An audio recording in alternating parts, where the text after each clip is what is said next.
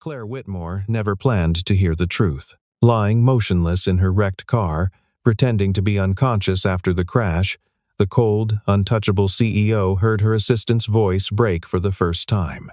Daniel Hayes wasn't talking to his boss anymore. He was talking to the woman he'd loved in silence for years, about raising his daughter alone, about knowing he would never be enough, about loving someone so far above his world. Claire kept her eyes closed because waking up meant everything would change. The sound came first, metal screaming against metal, glass fracturing into 1,000 crystalline shards. The world tilting sideways, then spinning, then nothing. Claire Whitmore's last conscious thought before impact was irritation. She'd been reviewing quarterly projections on her phone while her driver navigated evening traffic. The numbers weren't meeting expectations. Revenue growth had plateaued. She needed to schedule another board meeting, push harder, demand more. Then the truck ran the red light. The collision folded reality. Her body lurched against the seatbelt. Her phone flew from her hands. The carefully controlled world of spreadsheets and strategic plans dissolved into chaos and the sharp chemical smell of airbags deploying. When awareness returned, it came slowly, like surfacing from deep water. Claire registered sensations before thoughts. The metallic taste of blood in her mouth, the pressure of deflated airbags against her chest, the odd angle of the back seat where she'd been thrown. Her eyes remained closed, not from injury, not from pain, but from instinct. The same instinct that had carried her through hostile boardrooms and cutthroat negotiations for a decade. When you don't know the situation, you gather information first. You listen. You wait. So Claire stayed perfectly still, her breathing shallow, while voices approached the wreckage. "Someone call 911. Is she alive? Don't move her. Wait for paramedics." Strangers. Concerned strangers who would forget her face by tomorrow. Claire's mind began running diagnostics. Her fingers could flex. Her toes could move. Nothing felt broken, though her left shoulder throbbed where the seatbelt had caught her. Concussion, maybe. Bruising, certainly. But survivable. She was about to open her eyes when she heard it. "Claire!" Daniel's voice. Raw, terrified, stripped of every professional boundary. Her assistant shouldn't have been here. He'd left the office an hour before her, heading home to his daughter. But somehow he was here, and he was shoving through the crowd with a desperation that made Claire's chest tighten. "Ma'am, you can't. That's my boss." Claire. Footsteps crunched over broken glass. Then hands Daniel's hands. She knew them somehow. Knew the careful way they handled documents. The slight callus on his right thumb from holding pens were touching her face, checking for a pulse at her throat. "God, please, please be okay." The raw prayer in his voice made Claire's decision for her. She kept her eyes closed, kept her body limp, because something in Daniel's tone told her that if she woke now, she'd never hear what he sounded like when he thought no one was listening. "Ambulance is 2 minutes out," someone called. Daniel's hand found hers. His fingers wrapped around her palm, and Claire felt the slight tremor running through them.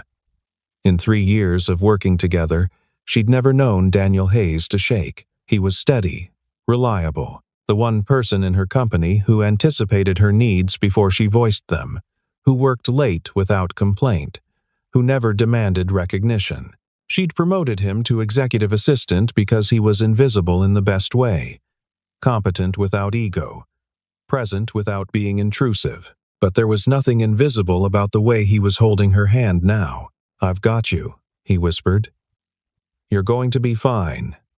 You have to be fine." His thumb traced circles on her knuckles, an unconscious gesture, intimate in a way that transcended their professional relationship. Claire's heart rate spiked.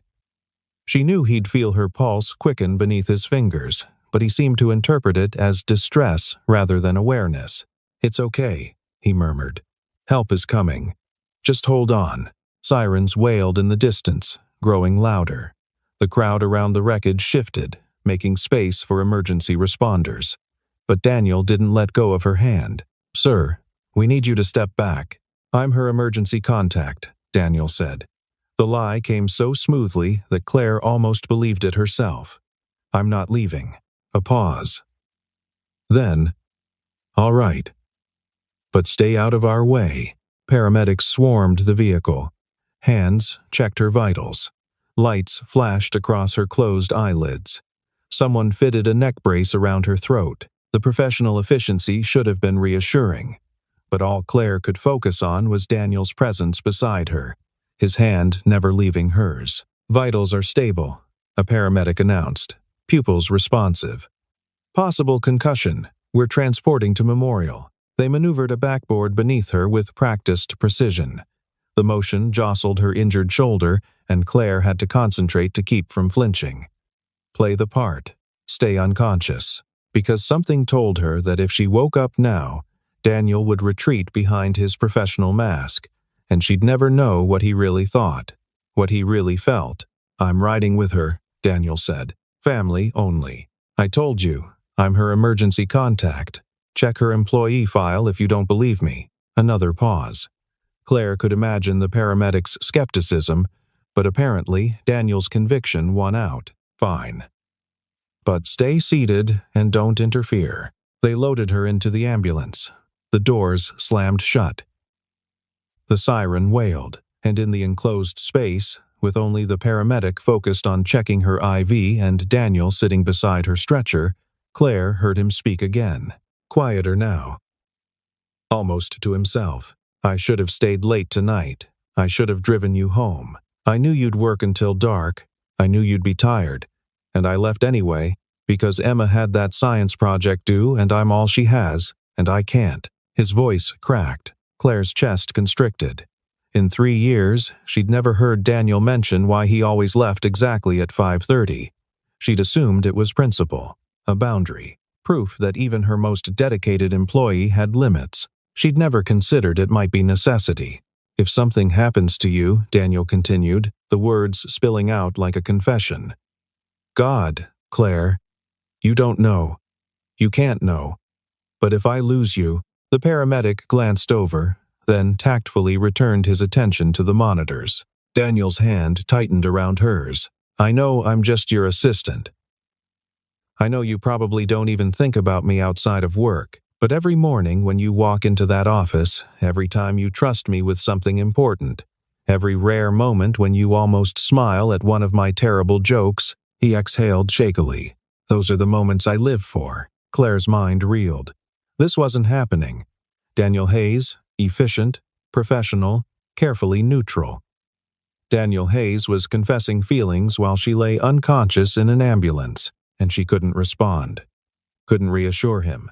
Couldn't do anything but listen as her entire understanding of their relationship shattered and reformed into something new, something terrifying. "We're approaching the hospital," the paramedic announced. Daniel fell silent, but his hand remained wrapped around hers, anchor and lifeline, all the way to the emergency room doors. They transferred her to a hospital bed. Doctors conducted examinations with brisk efficiency. Claire kept her breathing steady, her body relaxed, while medical professionals discussed her condition as if she weren't there, which, she supposed, they believed she wasn't. Not really. Not consciously. Concussion, definitely. Some bruising. No internal bleeding that we can detect. We'll monitor her overnight. Run a full scan in the morning. When will she wake up? Daniel's voice. Strained. Could be hours, could be minutes. Head injuries are unpredictable. But her vitals are strong. I'd say she's just resting now, letting her body recover from the shock. Footsteps retreated. A curtain swished closed. And then it was just Claire and Daniel in the dimly lit emergency bay, separated from the rest of the ward by thin fabric and the steady beep of monitoring equipment. She heard him pull a chair close to her bedside, heard him exhale slowly, like he'd been holding his breath. "They say you can hear people when you're like this," Daniel said quietly. "I don't know if that's true. Maybe it's just something they tell us so we don't feel so helpless." He was silent for a moment. Claire resisted the urge to squeeze his hand, to give any sign that yes, she could hear him.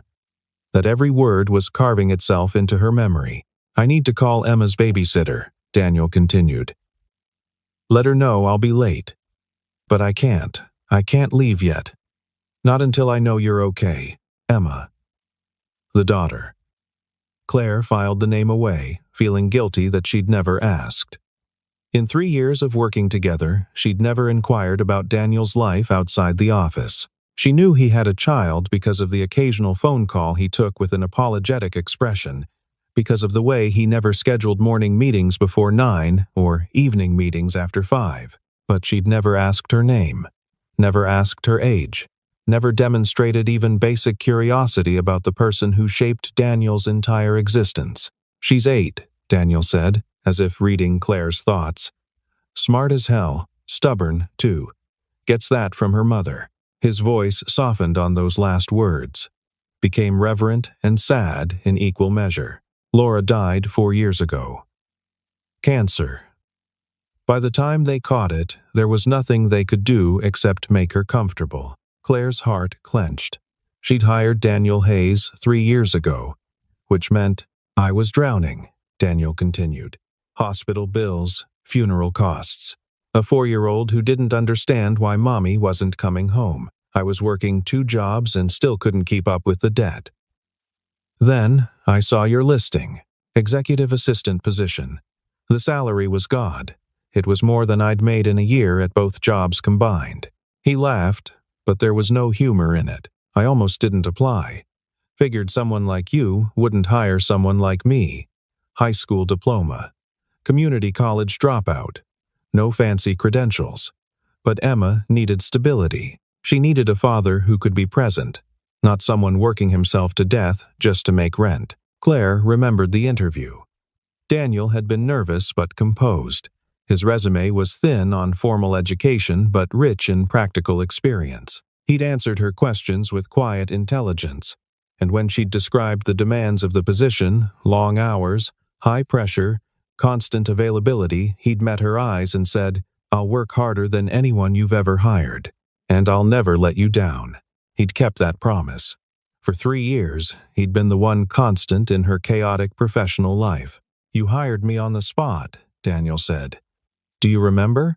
I thought I'd have to interview for weeks, compete with dozens of other candidates. But you looked at me and said, 'When can you start?' Like it was that simple." It had been simple. Claire had built her career on reading people, on identifying talent beneath surface presentations. Daniel Hayes had something none of the overqualified candidates possessed: genuine need. And people who needed something worked harder to keep it. Cold logic, but effective. Except now, listening to Daniel's voice in the darkness, Claire wondered if there had been something else. Some unconscious recognition. Some instinct that said, "This person matters." "You saved us," Daniel said softly. "I know you probably don't see it that way. To you, I was just another employee. A good investment. But to me, to Emma, you were everything. Steady paycheck, health insurance, the ability to take her to the doctor without bankrupting us, to buy her new shoes when she outgrew the old ones, to take a night off and read her bedtime stories without falling asleep from exhaustion." His hand tightened around hers. "You gave me my daughter back, and I've spent 3 years trying to find a way to repay that debt, trying to be worth what you gave me, but I can't." His voice broke. "I can't repay it by falling in love with you." Claire's breath caught. She covered it by letting out a small, unconscious sound, the kind of noise someone truly asleep might make. But internally, her mind was screaming. "I know," Daniel continued, voice ragged. "I know how wrong it is. You're my boss. You're brilliant and powerful, and so far out of my league it's laughable. But every day I watch you command rooms full of people twice your age. I watch you make impossible decisions. I watch you carry the weight of 1,000 employees on your shoulders and never complain, never falter." He exhaled shakily. "And I think, who takes care of you? Who makes sure you eat lunch? Who notices when you're running on 3 hours of sleep? Who tells you it's okay to go home?" "Me," Claire thought. "You do." "I try to help in the small ways I can," Daniel said. "Coffee how you like it. Files organized before you ask. Pushing back on meetings when I can see you're exhausted. But it's not enough. It's never enough, because at the end of the day, I'm still just the assistant. The employee. The single dad who can't even work past 5:30 because he has a daughter who needs him. You're not just anything, Claire wanted to say, but she kept her eyes closed, kept her breathing steady. I know I'll never be enough for you, Daniel said quietly. I know that someday you'll meet someone on your level, someone who can match your brilliance, someone who can give you the life you deserve, and I'll be happy for you. I will, because you deserve everything. His thumb traced circles on her knuckles again. But right now, in this moment, I need you to know something. Even if you never hear it. Even if you wake up and everything goes back to normal and we never speak of this again. He leaned closer. Claire could feel his breath against her ear. I love you, Claire Whitmore. I love your determination and your standards and the way you pretend not to notice when I bring Emma to the office on school holidays. I love how you remember everyone's names, how you fight for your employees even when it costs you, how you never ask anyone to do something you wouldn't do yourself. His voice dropped to a whisper.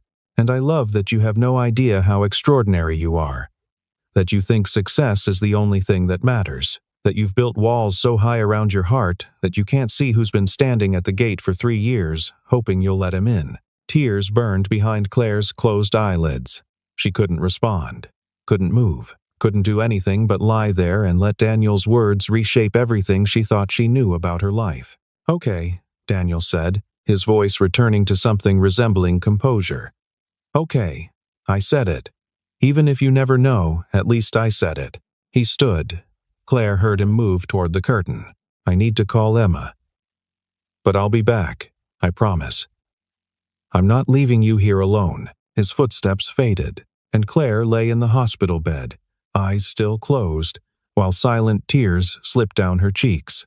Daniel returned 20 minutes later with coffee that smelled like hospital vending machines and resignation. Claire had used the time alone to get her emotions under control, to wipe away the tears with small, controlled movements she hoped would look like unconscious twitching, to rebuild the armor she'd worn for so long it felt like skin. But when she heard Daniel sink back into the chair beside her bed, when she felt him take her hand again like it was the most natural thing in the world, the armor cracked. Emma says hi, Daniel said softly. She wanted me to tell you she hopes you feel better. She's drawing you a get well card. She draws cards for everything. Birthday cards. Thank you cards. Random Tuesday cards because she felt like it. Affection saturated his voice. She got that from Laura. My wife, she was an art teacher. Elementary school. She could make anything beautiful. Give her some construction paper and safety scissors and she'd create masterpieces. He was quiet for a moment, remembering. We met young. Too young, probably. I was 19, working construction to save money for college. She was 21, just graduated, full of dreams about inspiring kids. We probably shouldn't have worked, but his thumb resumed those small circles on Claire's hand. She made me believe in things. In possibilities. She looked at a high school dropout with calloused hands and saw potential. Saw someone worth building a life with. Claire's chest ached. She'd never heard such naked love in someone's voice. We were married 6 months after we met. Everyone said we were crazy, that it wouldn't last. But we proved them wrong. We had 4 good years, 4 years of laughter and terrible apartment living, and dreams about the future. His voice grew heavier. Then Emma came along. Unplanned, but so wanted. Laura glowed when she was pregnant. She painted the entire nursery herself, covered the walls in storybook characters. Peter Pan, Alice in Wonderland, the Velveteen Rabbit. She wanted Emma to grow up, surrounded by magic. Daniel exhaled slowly. Emma was 2 when Laura got sick. Started with fatigue. Laura kept saying she was just tired from chasing a toddler around. Then she started losing weight.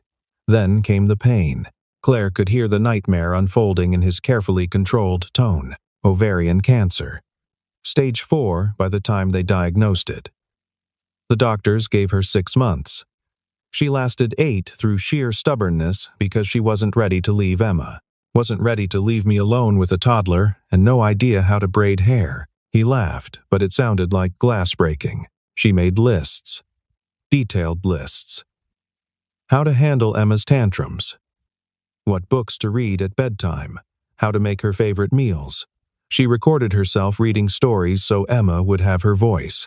She wrote letters for every birthday until Emma turned 18. Tears were flowing freely down Claire's face now, but Daniel couldn't see them in the dim light. Couldn't see how his story was unraveling her. The hospital bills were crushing, Daniel continued. Even with insurance, the costs, experimental treatments, specialists, medications, I sold everything. Our car, Laura's art supplies, the furniture her grandmother left her. It wasn't enough. His voice dropped. I was working 16-hour days while Laura was dying, missing her last lucid moments because I was framing houses to pay for medication that wasn't working.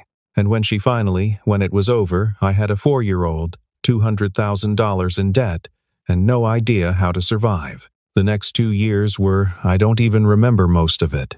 I worked myself numb, took any job I could get, left Emma with babysitters who barely spoke English. I was present physically, but absent everywhere else, just trying to keep us afloat. He paused. Then, one day, Emma's preschool teacher called me in for a conference. Said Emma was struggling, acting out, drawing pictures of her mother as an angel and her father as an empty space. The teacher looked at me and said, "Your daughter doesn't need money. She needs her dad." Daniel's voice roughened with emotion. "That's when I saw your job listing. And I thought, maybe this is it. Maybe this is how I get Emma back. How I become the father Laura trusted me to be." He squeezed Claire's hand. "You didn't just hire me, Claire. You gave me a life. You gave me flexibility when Emma was sick. You didn't ask questions when I needed to leave early for school plays.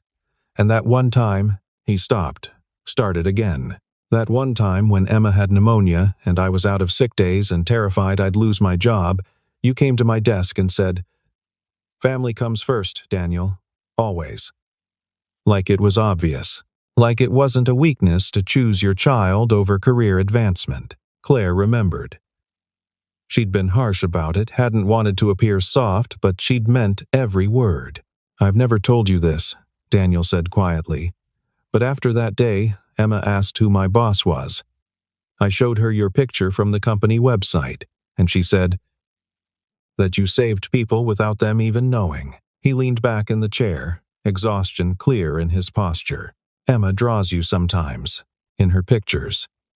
You're usually wearing a cape. I should probably tell her to stop before it gets weird, but I can't. Because to us, you are a superhero.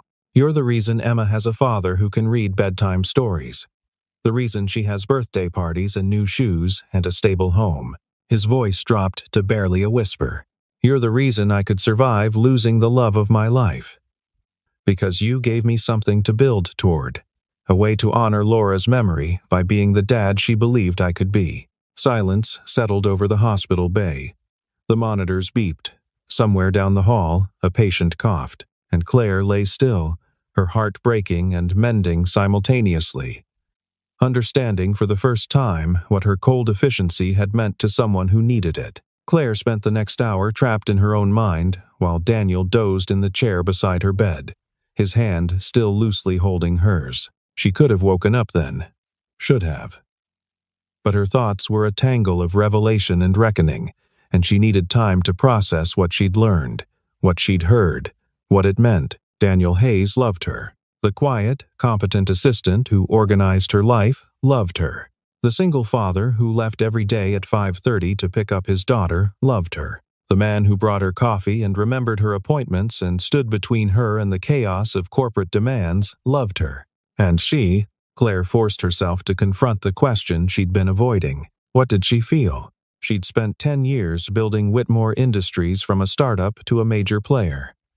10 years of 18-hour days and sacrificed weekends and relationships that withered from neglect. She'd convinced herself that success was enough, that reaching the top would fill the hollow space in her chest.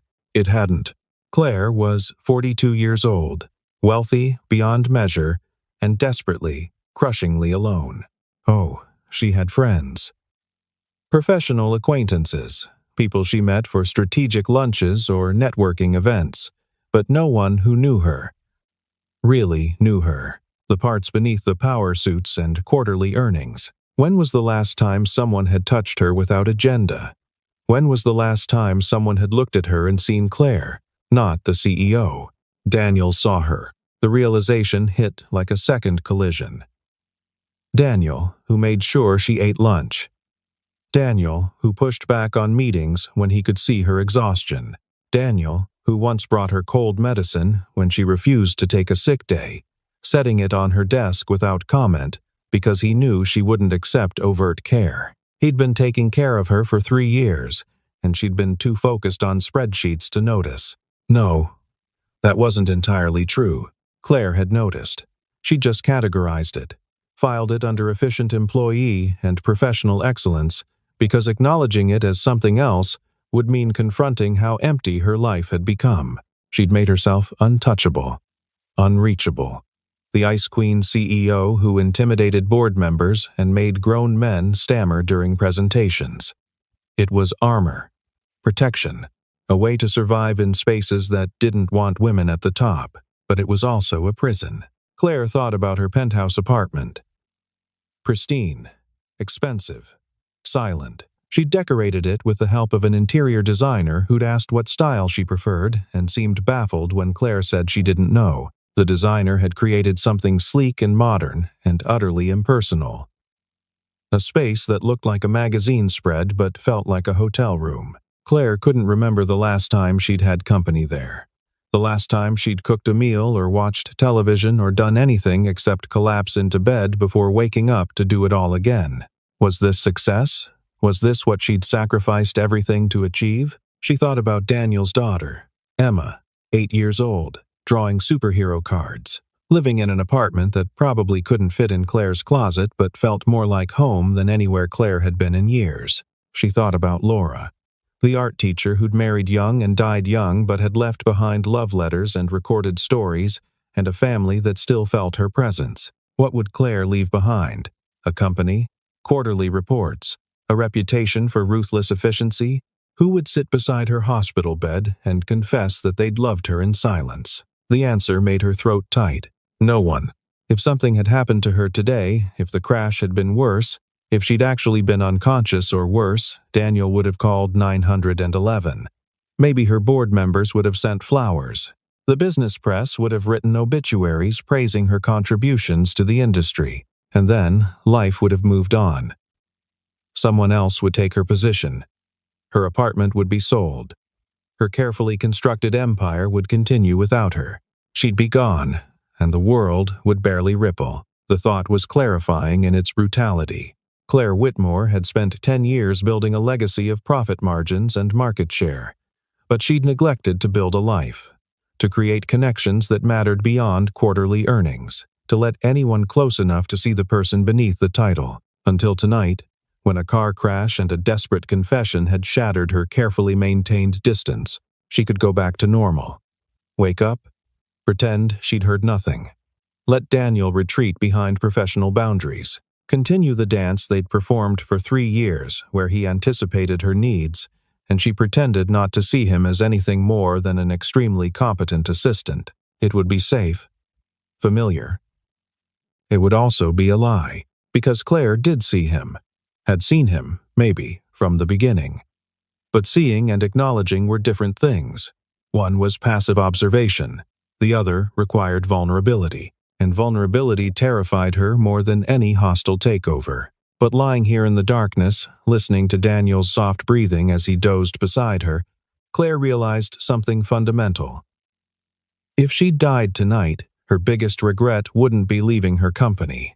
It would be never telling Daniel Hayes that he wasn't just her assistant, that, somewhere in the last 3 years, between perfectly timed coffee deliveries and gentle reminders to take care of herself, he'd become necessary, essential, the one person who made the crushing pressure of her job bearable because he understood, because he cared, because he saw past Claire Whitmore, CEO, to Claire Whitmore, woman. And he loved her anyway. She couldn't give him back what he'd lost, couldn't replace Laura or the years of struggle. But maybe she could give him something else, something she'd been withholding from everyone for a decade. Herself. Real and flawed and uncertain. The thought was terrifying. It was also, Claire realized, the first thing that had felt right in years. She took a careful breath, then another, testing whether her body was ready to stop performing unconsciousness. Daniel stirred in his chair. His hand tightened reflexively around hers, checking even in sleep that she was still there. Claire's heart turned over. She could do this. She could be brave about something other than business. She could take a risk that had nothing to do with profit margins, and everything to do with the hollow ache in her chest that she'd been ignoring for far too long. But not yet. Not here. In a hospital bay with fluorescent lights and monitoring equipment, and the weight of Daniel's confession still settling into her bones. First, she needed to navigate whatever came next. The doctors, the questions, the practical logistics of recovery. Then, if she didn't lose her nerve, she would figure out how to tell Daniel Hayes that she'd heard every word, and that maybe, possibly, impossibly, she might feel the same way. Claire opened her eyes slowly, letting them adjust to the dim lighting of the hospital bay. She blinked, making small, disoriented movements that would seem natural for someone emerging from unconsciousness. Daniel jerked awake in the chair beside her. "Claire?" His voice was rough with sleep and sudden alertness. "Oh, thank God. How do you feel?" Claire turned her head carefully, genuinely testing for pain. Her shoulder throbbed. Her neck was stiff from the brace. "But otherwise, like I was in a car accident," she said, her voice hoarse. "Realistic. What happened?" Daniel leaned forward, his professional mask sliding back into place so smoothly that Claire's chest ached. This was what he did. Who he was with her during daylight. Competent, composed, carefully neutral. "Truck ran a red light," he explained. "Hit your car broadside. You've been unconscious for about 3 hours. The doctors say you have a concussion, some bruising, but nothing serious." 3 hours? Claire frowned. "How did you—" "I heard about the accident on the police scanner app." The lie came easily. Too easily. Daniel had clearly prepared this answer. "I was still nearby, picking up Emma from her after-school program. I got here as fast as I could." Claire studied him. Noted the tension around his eyes, the way his hands were carefully folded in his lap instead of reaching for hers, the professional distance he'd reestablished. Everything she'd heard felt like a dream. Except it wasn't. It had been real and raw and completely at odds with the man sitting beside her now. "Thank you for coming," Claire said softly. "You didn't have to." "Of course I did." Daniel's expression didn't waver. "You're my boss." And he hesitated, then added, "We're colleagues. I'd do the same for anyone from the office." The words landed like small cuts. Claire knew he was protecting himself, protecting both of them. But hearing him categorize her as just another colleague after his earlier confession felt deliberately painful. She could call him on it. Could say, "I heard you. I heard everything." But that would be cruel in its own way. Would force a confrontation here. Now, when Daniel was exhausted and vulnerable, and she was wearing a hospital gown with a neck brace. "So instead," Claire said, "still, I appreciate it." A nurse pushed through the curtain, clipboard in hand. She took one look at Claire's open eyes and smiled professionally. "Welcome back, Miss Whitmore. I'm Nurse Patterson. How are you feeling?" "Like I need about a gallon of water and possibly some painkillers. We can arrange that." Nurse Patterson began checking vitals, asking standard questions about Claire's pain levels, whether she knew where she was, what year it was. Claire answered patiently, aware of Daniel sitting quietly in the corner, watching. "Everything looks good," Nurse Patterson finally declared. "The doctor will want to do a full examination in the morning, run some scans. We're keeping you overnight for observation. When can I leave?" "Probably tomorrow afternoon if the scans are clear. But you'll need someone to stay with you for the first 48 hours. Concussion protocol. No being alone, no driving, no screens." Claire's jaw tightened. "I'll hire a nurse." A family member or close friend is preferable. Someone who knows you, who can watch for warning signs. I don't have. Claire stopped. She'd been about to say she didn't have anyone. The truth sitting bare and ugly in the sterile hospital air. I'll make arrangements. Nurse Patterson nodded, clearly used to difficult patients, and left to get the promised water and painkillers. Silence settled over the bay. I can stay tonight, Daniel offered quietly. In the waiting room. In case you need anything. Absolutely not. You have Emma. The babysitter can handle tonight. Daniel? Claire made her voice firm. CEO voice. The one that didn't accept argument. Go home to your daughter. I'm fine. He looked like he wanted to argue. But he was too well trained, too accustomed to accepting her decisions, to push back. All right, he said finally. That's not non-negotiable. Daniel stood, and for just a moment, Claire saw past his professional mask to the man beneath. The one who'd held her hand in the ambulance, who'd confessed his love in the darkness. I'll be here at 7. He left before she could argue further, and Claire lay in the hospital bed, alone with monitoring equipment and the ghost of words he'd never meant for her to hear. Daniel returned at exactly 7 the next morning, as promised. Claire was already awake, she'd slept poorly, kept conscious by hospital noises and the replay of Daniel's confession in her mind. He brought coffee. Real coffee from the shop 3 blocks from the office that Claire preferred but never had time to visit herself. The gesture was so perfectly Daniel that Claire had to look away to hide the sudden emotion. Thank you, she said, accepting the cup. You remembered. I always remember. The words were simple, but weighted with meaning. Daniel probably didn't intend to reveal. They sat in careful silence while Claire sipped coffee and Daniel pretended to check emails on his phone. The distance between them felt physical, tangible, like the 3 feet separating her hospital bed from his chair might as well be miles. The doctor arrived at 8 for the promised examination and scans. Everything came back clear, no internal injuries, no complications, just bruising and a concussion that would heal with rest. You're cleared to leave this afternoon, the doctor said. But I meant what I said about the 48-hour observation period. You'll need someone with you, someone responsible who can check on you regularly, make sure you're not experiencing delayed symptoms. I'll arrange for a professional nurse, Claire said. The doctor frowned. Miss Whitmore, I really recommend a friend or family member. Someone who, I'm afraid that's not an option. The doctor glanced at Daniel, clearly assuming he filled that role. Daniel remained carefully neutral, staring at his phone screen. Well, the doctor said slowly, it's your choice. But please take this seriously. Concussions can be unpredictable. After the doctor left, Claire began making calls. But apparently, hiring a private nurse on 12 hours' notice was more complicated than anticipated. The services she contacted were either fully booked or couldn't guarantee someone qualified for neurological monitoring. She was on her 4th call when Daniel cleared his throat. There's another option, he said quietly. Claire lowered her phone. What? Come stay with us, with Emma and me, just for 2 days. Claire stared at him. Daniel, I know it's unconventional, but Emma and I have space. Well, not much space, but enough. And I can work from home, keep an eye on you. Emma would. He stopped himself. It would solve the problem.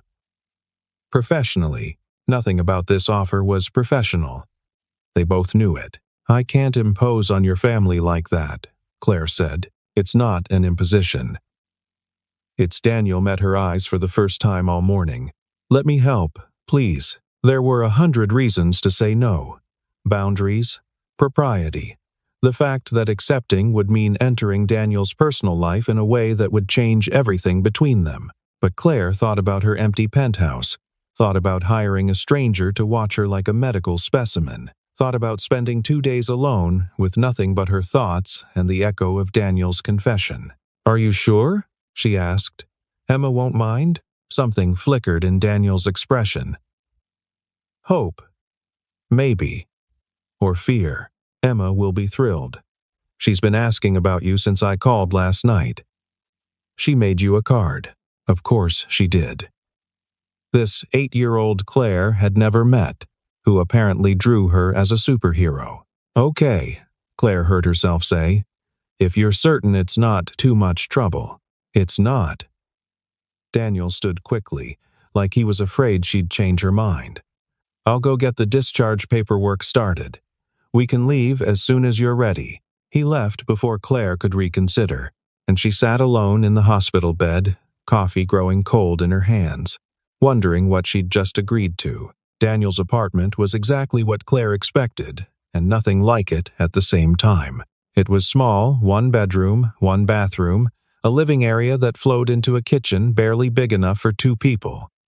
The furniture was mismatched but clean. Bookshelves lined one wall, packed with children's books and paperbacks, and what looked like Laura's old art supplies stored carefully on the top shelf like a shrine. But what struck Claire most was how alive it felt. Emma's artwork covered the refrigerator and half the living room wall, crayon drawings and watercolors, and what appeared to be a series depicting their life in vivid, childish detail.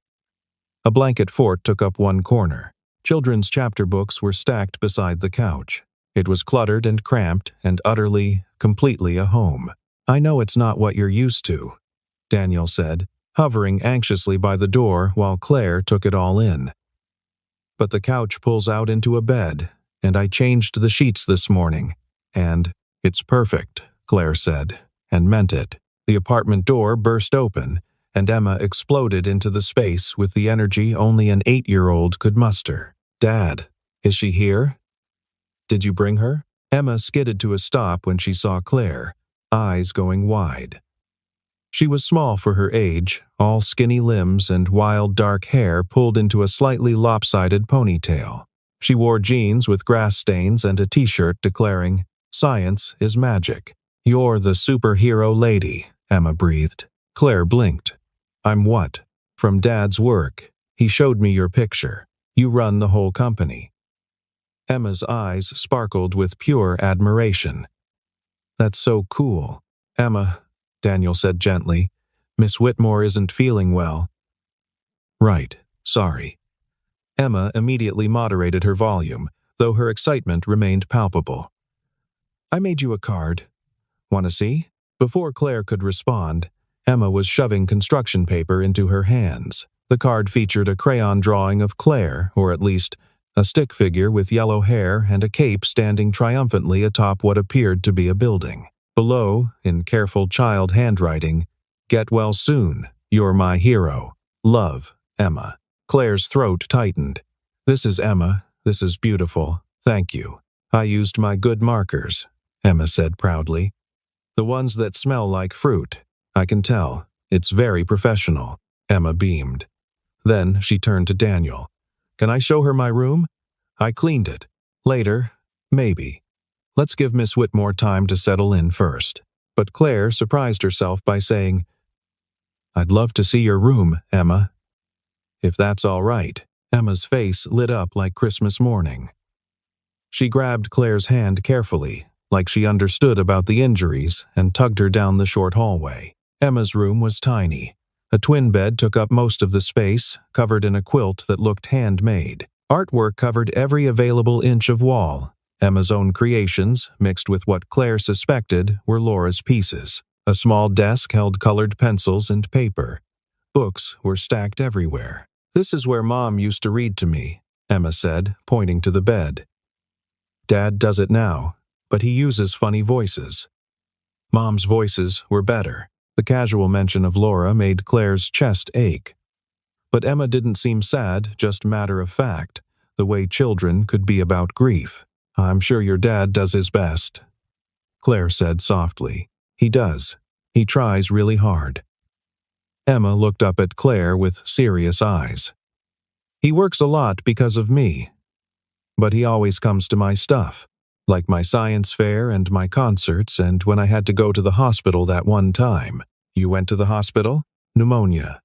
It was scary. But Dad stayed the whole time. He didn't even go to work." Emma said this with the gravity of someone describing a miracle. "He said I was more important. Claire remembered. She remembered Daniel's pale face when he'd requested time off, the way he'd seemed braced for rejection. She'd told him family came first, but she hadn't understood what it meant. She understood now. "Your dad loves you very much," Claire said. "I know," Emma grinned. "He says I'm his favorite person in the whole world, even though sometimes I'm annoying." Despite everything, Claire laughed. "I'm sure you're not annoying. I am sometimes, like when I don't want to go to bed, or when I practice my recorder. Dad says it sounds like a dying goose, but he's joking." Mostly. Daniel appeared in the doorway. "Emma, why don't you give Miss Whitmore some space? She needs to rest." "But we're talking." "I know, sweetie, but it's fine," Claire interrupted. "Really? I'm just sitting. Talking is good." Daniel looked uncertain but nodded. "Okay, but not too long. And if you need anything, I'll let you know." He retreated, leaving Claire sitting on Emma's bed while the 8-year-old showed her various treasures: a rock collection, a necklace her mother made, a certificate from last year's spelling bee, and Claire, who hadn't spent time with a child since her nephew was born 15 years ago, found herself genuinely engaged. Emma was smart and funny and unguarded in the way children could be before the world taught them to perform. "Do you like being a boss?" Emma asked suddenly. Yes. Most of the time. Dad says you're really good at it. He says you're the smartest person he knows." Claire's heart skipped. "He said that?" Uh-huh. "He talks about you sometimes. Says you work really hard and help lots of people." Emma tilted her head. "Do you have a family?" The question was innocent, but it landed like a blow. "No," Claire said quietly. "I don't." "Why not?" "Emma," Daniel called from the other room, clearly having overheard. "That's not an appropriate question," but Claire shook her head. "It's okay. I never made time for one, I guess. I was too focused on work." Emma processed this with a child's straightforward logic. "That sounds lonely." "Emma." "It is," Claire admitted. "Sometimes it is." Emma studied her for a long moment. Then she patted Claire's hand with surprising gentleness. "You can share ours if you want. Dad says friends are chosen family." Something inside Claire cracked wide open. Before she could respond, Daniel appeared in the doorway again, this time holding a bowl of soup. "Okay, Emma, that's enough interrogation. Go do your homework." Emma made a face but complied, skipping past her father with a cheerful, "Bye, Miss Superhero." Daniel set the soup on Emma's desk. "Don't apologize." Claire accepted the soup, noting the homemade smell. "She's wonderful." "She is." Daniel's expression softened.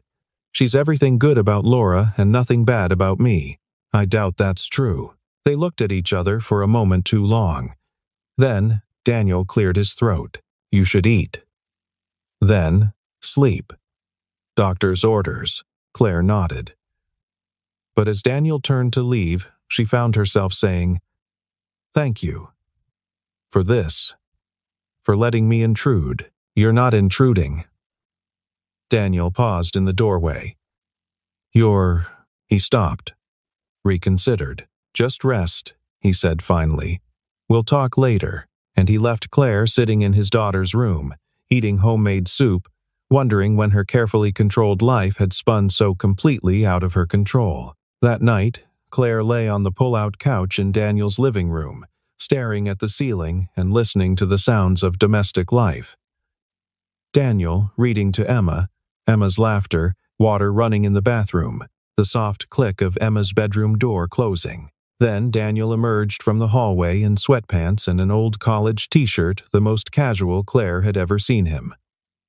He startled when he saw her awake. "I thought you'd be asleep," he said. "Can't seem to manage it." Claire sat up carefully.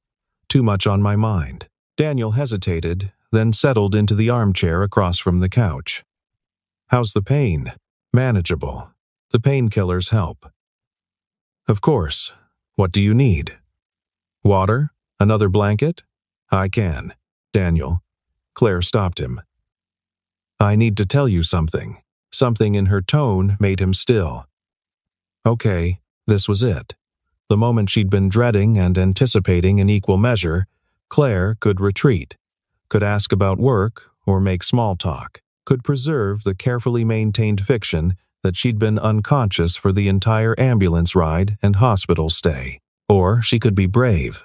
I heard you, she said quietly. In the ambulance, in the hospital. I wasn't unconscious. Not really. I was aware, and I heard everything you said. The color drained from Daniel's face. What? I'm sorry. I should have said something earlier. But I couldn't. I needed time to process, to understand what it meant. Daniel stood abruptly. Oh, God. Oh, my God. Claire, let me finish. Claire's voice was gentle but firm. Please.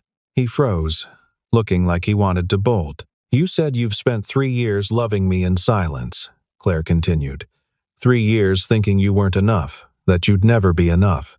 And I need you to know something. She took a breath. You're wrong. You're not just my assistant. You're not just anything. You're... Her voice caught. She forced herself to continue. You're the person who makes my life work. The person who sees me. Really sees me. Not the CEO or the reputation or the quarterly earnings. Just me, Claire, and somewhere in the last 3 years, you became. She couldn't say it. Not yet. But she could offer something else. I've built this incredible empire, Claire said softly. Climbed every mountain I set out to climb. And you know what I realized tonight? I did it alone. Completely alone. No family, no real friends, no one who would sit beside my hospital bed and hold my hand. Except you did. You came. You stayed. You. Her throat tightened. You cared. And I don't know when the last time someone cared about me was.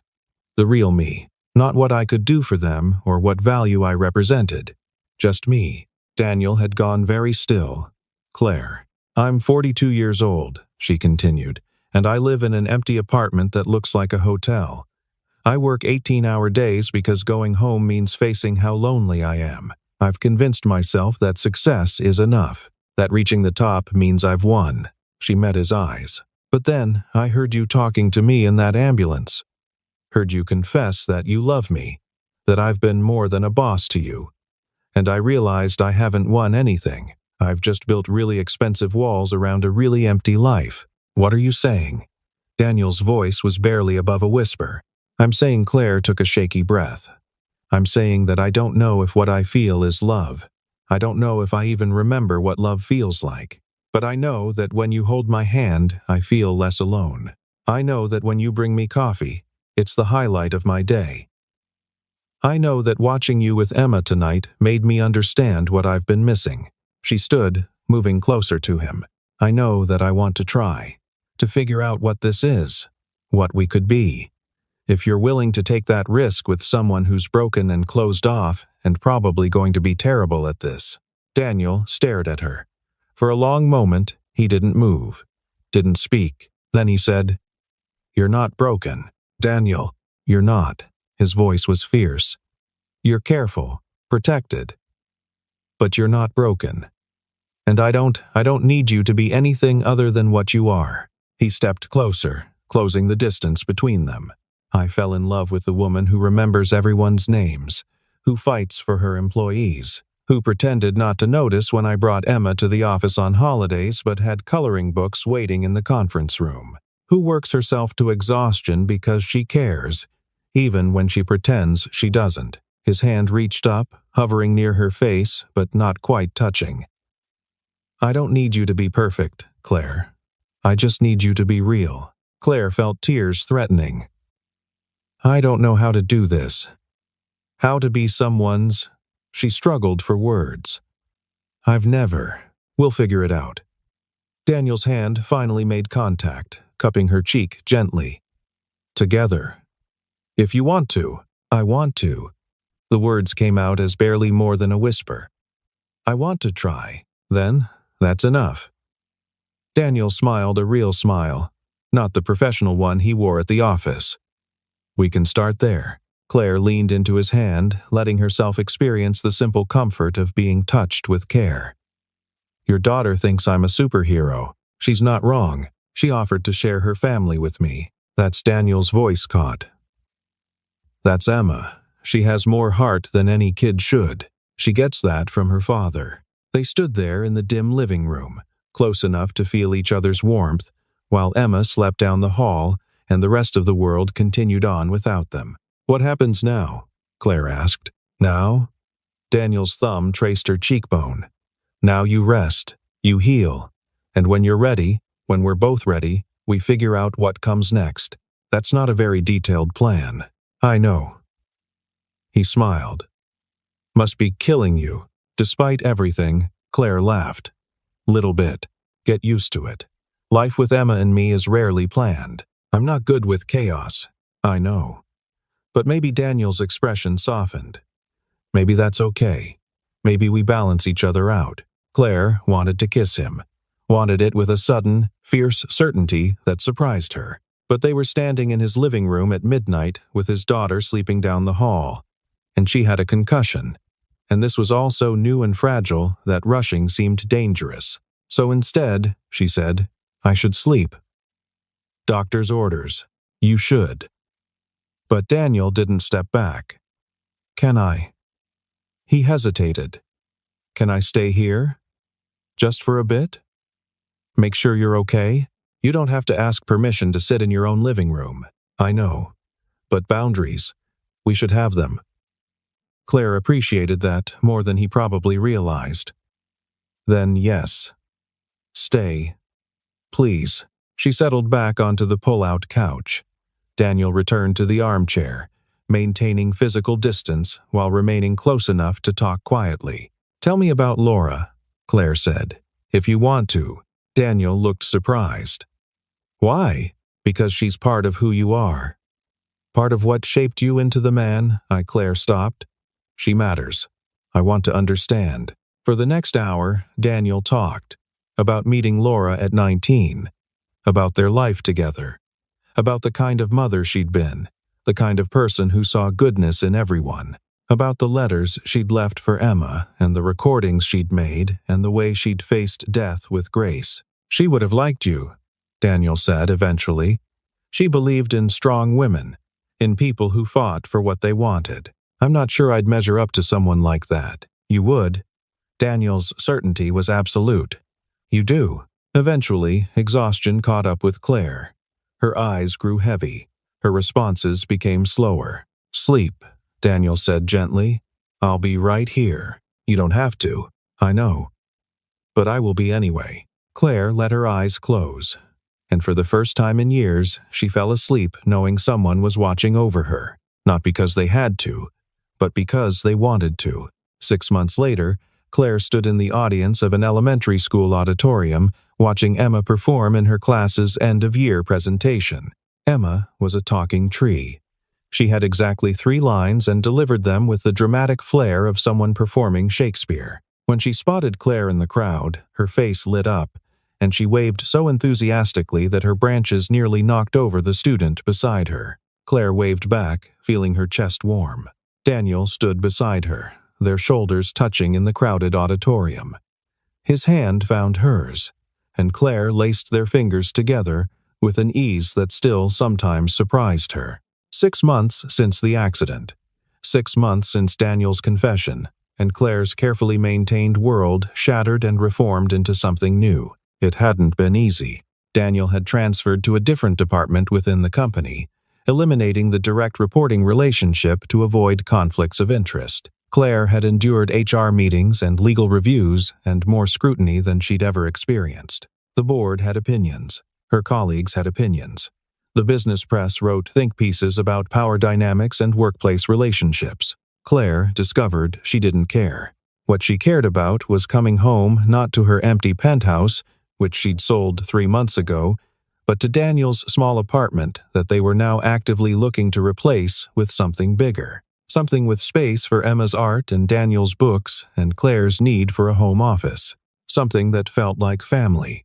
She's so proud you're here, Daniel whispered as the presentation continued. She told everyone her dad's girlfriend was coming. Claire felt her throat tighten. She still wasn't used to the label. Girlfriend. It felt too small for what they were building, but also perfectly appropriate for their still developing relationship. I wouldn't miss it, Claire whispered back, and she wouldn't. Not anymore. She'd reorganized her entire schedule, delegating responsibilities she'd once thought only she could handle, trusting her team in ways she'd never allowed herself before. It turned out the company didn't collapse without her constant oversight. It actually thrived when she wasn't micromanaging every decision. Who knew?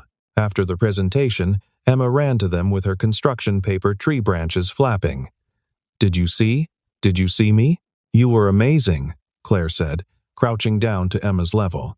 A very convincing tree. I wanted to be a flower, but they said I was too tall. Emma didn't seem bothered by this.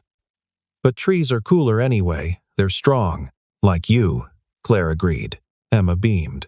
Then, without warning, she threw her arms around Claire's neck in a fierce hug. I'm glad you're here. Claire hugged her back, careful of the cardboard branches.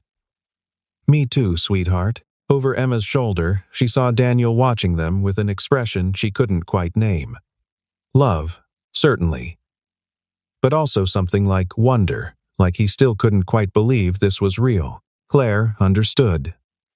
She felt it too. They went for ice cream afterward, a new tradition they'd established. Emma got chocolate with rainbow sprinkles and told them detailed stories about school drama Claire barely followed. Daniel got vanilla and teased Emma about her sugar-induced energy. Claire got strawberry and just listened, soaking in the ordinary magic of being part of something. Later, after Emma was in bed, Claire and Daniel sat on the couch together.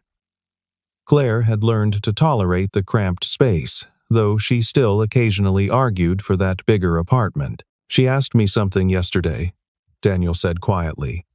Emma, what? She asked if you were going to be her mom now. Claire's heart stopped. What did you tell her? I told her. Daniel turned to face her. I told her that families come in all different shapes, that you weren't trying to replace Laura, but that maybe, eventually, you could be something different, something new. How did she respond? She said that was okay, that she had room for both, that love doesn't run out just because you share it. Claire felt tears threatening. She's very wise. She is. Daniel took Claire's hand. But I want you to know there's no pressure, no timeline. We can take this as slow as you need. Claire had been thinking about this, about what she wanted, what she was ready for. I want to move in together, she said. Officially. Find a place that's ours, all of ours. Daniel's eyes widened. Are you sure? I'm sure. Claire squeezed his hand. I'm tired of half measures, of protecting myself from being hurt. I want to be all in. With you, with Emma, with whatever this becomes. It might get messy, Daniel warned. Emma's a great kid, but she's still a kid. There will be tantrums and homework battles and phases where she hates everything. I can handle messy. I run a corporation. That's different, maybe. Claire smiled. But I want to try anyway. I want to learn how to braid hair and help with science projects and be the person Emma waves at during school presentations. What about work? Your reputation? Work is work. It doesn't define me anymore. Claire said it with certainty she hadn't possessed 6 months ago. You and Emma, you showed me that. Taught me what actually matters. Daniel pulled her closer, wrapping his arm around her shoulders. I love you. Have I mentioned that recently? Not since this morning. Well, I love you. More than I thought possible. More than I probably should after only 6 months. Claire leaned into him. I love you too. The words still felt new, unfamiliar. But they were getting easier each time she said them. Thank you, Daniel said softly, for taking a chance on us, on me. Thank you for not giving up when I was too scared to try. They sat in comfortable silence, the television playing quietly in the background. Emma sleeping down the hall. This was what she'd been missing, Claire realized. Not grand gestures or dramatic moments, just this, quiet evenings with someone who knew her, who chose her, who saw her without the armor and loved her anyway. 3 months later, Claire stood in the kitchen of their new apartment, a 2-bedroom place with actual space and windows that let in real sunlight, making pancakes, while Emma sat at the table doing homework and Daniel organized boxes in the living room. They'd moved in 2 weeks ago. The apartment was still half unpacked, boxes stacked in corners, but it already felt more like home than anywhere Claire had lived. Claire? Emma's voice interrupted her thoughts. How do you spell astronaut? Claire spelled it out, flipping pancakes with the confidence of someone who'd practiced this simple domestic task dozens of times in the past few months. Thanks. We're writing about what we want to be when we grow up. What are you saying? Astronaut or scientist, or maybe a teacher like my mom was. Emma said this matter-of-factly.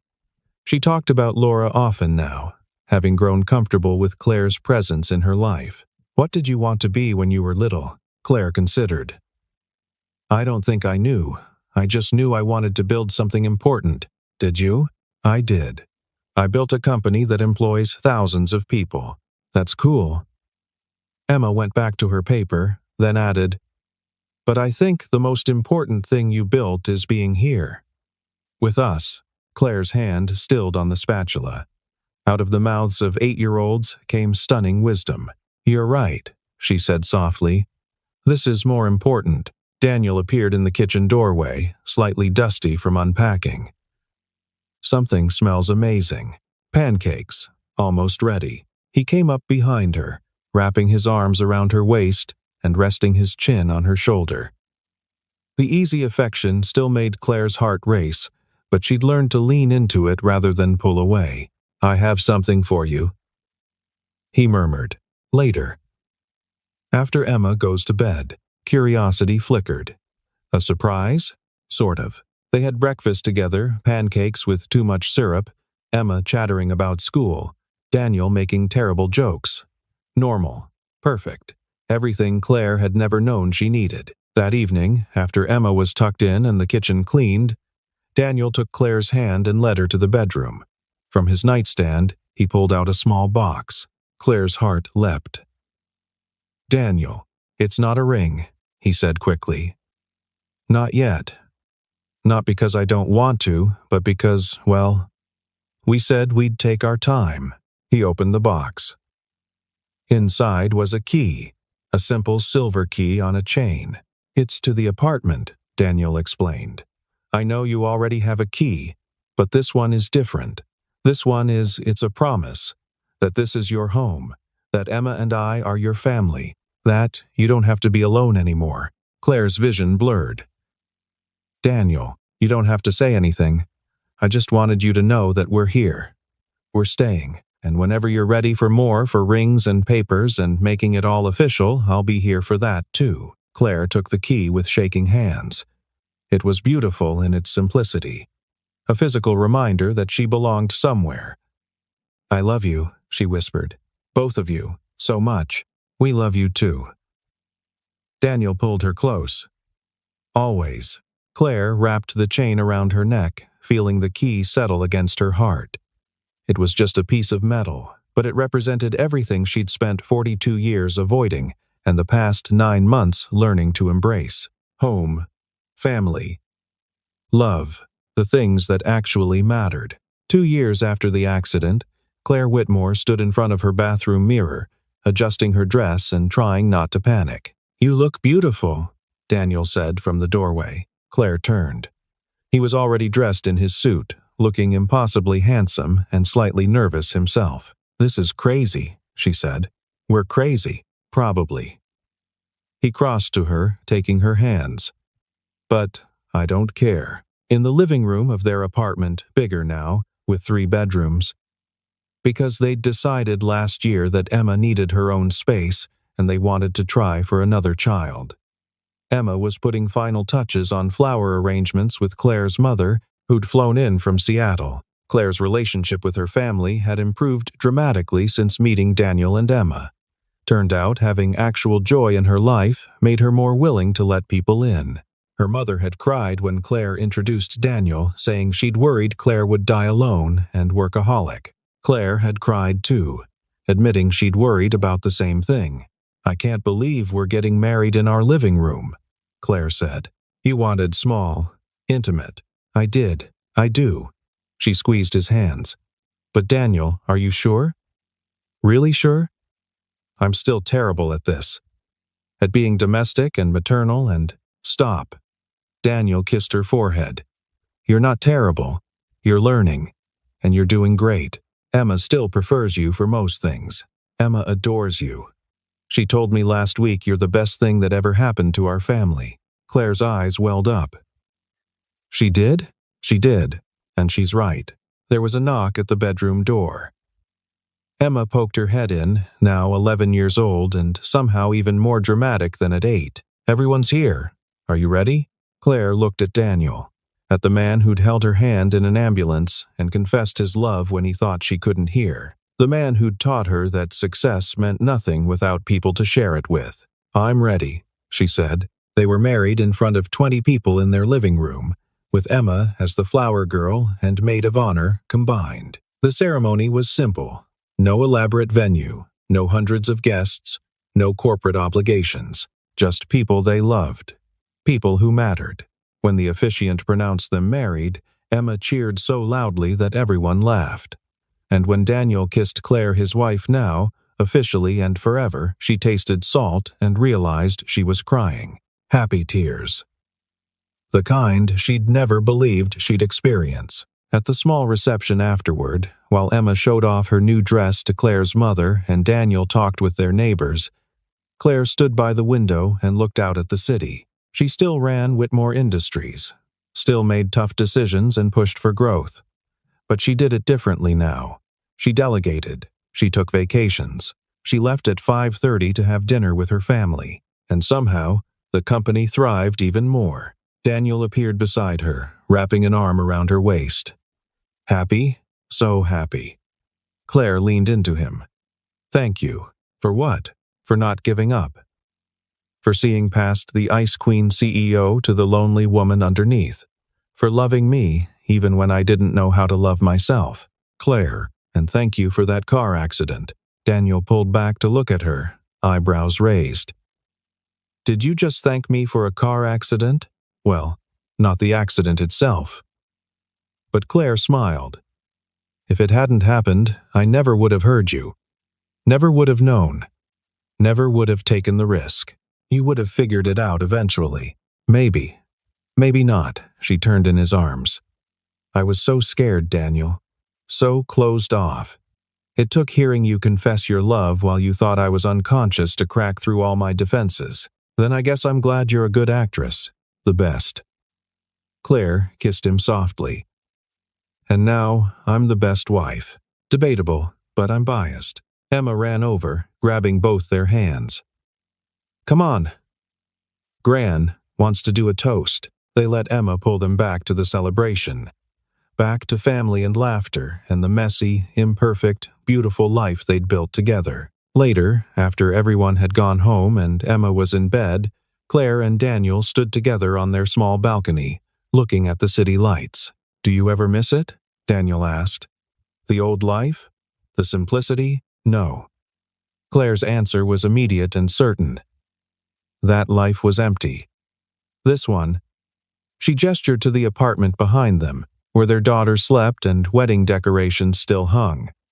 This one is full, sometimes overwhelming. Often chaotic, but full. Full is good. Full is everything. Daniel pulled her close. "I love you, Mrs. Hayes. I love you too, Mr. Whitmore Hayes." They'd hyphenated, both taking each other's names. Another compromise in a relationship built on finding balance. "You know what the best part is?" Claire said. "What?" "I don't have to pretend anymore. Don't have to be the Ice Queen CEO every second. With you, with Emma, I can just be Claire." "You were always just Claire to me," Daniel said. "From the first interview, I saw past the armor. Then you saw more than I did." They stood together in the darkness, two people who'd found each other through accident and confession and the courage to be vulnerable. Sometimes, Claire thought, the best things in life came after a crash. After the world tilted sideways and everything you thought you knew shattered. After you stopped pretending to be unconscious and opened your eyes to see what love looked like when it was real. And when you finally woke up, truly woke up, you discovered that the person you'd been too scared to love had been loving you all along, waiting, hoping, ready to catch you when you finally fell.